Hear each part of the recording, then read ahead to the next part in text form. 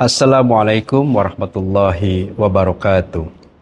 Pemirsa yang budiman, Alhamdulillah 525 kloter sudah terbang ke Tanah Suci dan insyaAllah kami di Makkah Al-Mukarramah saat ini sedang menunggu 2 kloter untuk tiba di Tanah Suci.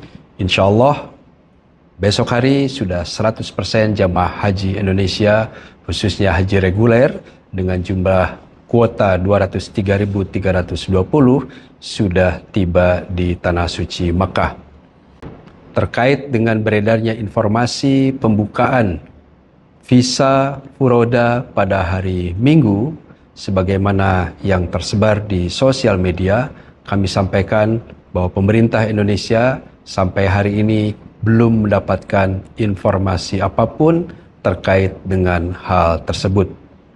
Demikian kami sampaikan dan terima kasih atas perhatiannya.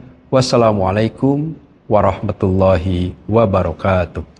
Tim MAN TV melaporkan.